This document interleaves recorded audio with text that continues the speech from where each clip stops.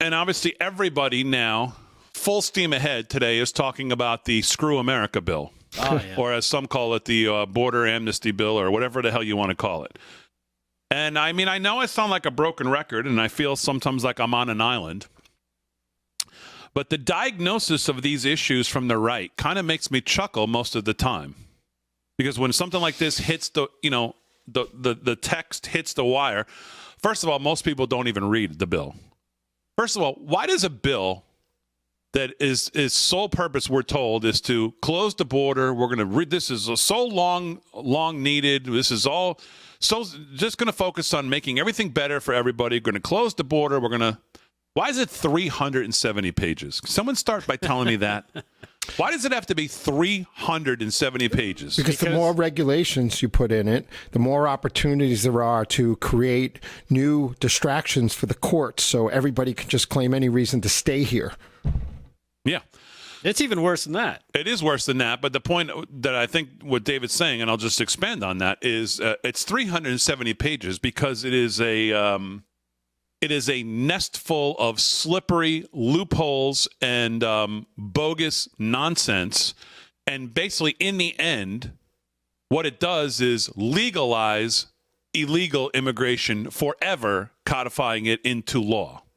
So my problem with people who talk about it, and I've heard it all day long, is that they go, "Oh my God, I can't believe we got this bill from a guy like Langford. He's from Oklahoma." And they continue to misdiagnose the problem, and everybody's now focused on the bill instead of focusing on the people who brought us the bill and what brought us those people, which is this whole party, the Republican Party. This is why I say it's 90-10 in the Senate. I've said that for how long? Those of you who have watched me since 2015 and watched this version of the show since 2019 or 20, whatever it is, maybe 4,000 times I've said it.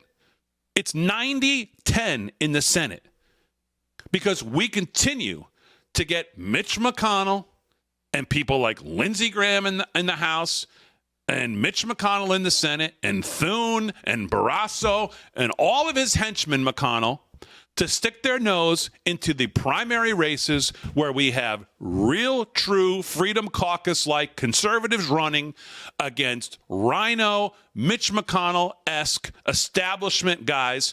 And we always end up with the Republican establishment guys because they get endorsed by the leaders of these parties.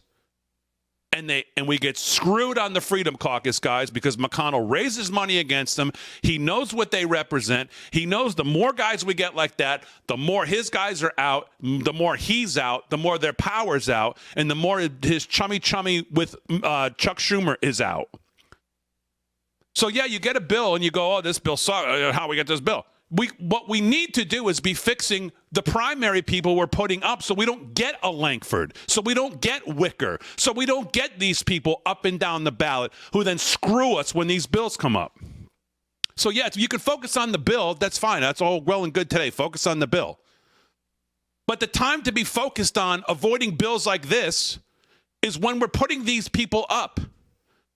James Langford just got reelected again in cycle 2022. We now are stuck with him through 2028. And President Trump gave him his full endorsement in 2022.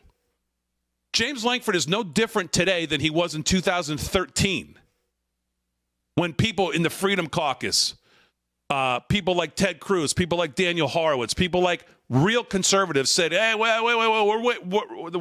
red flag on this guy. Roger Wicker, red flag on him." And you can go down the list.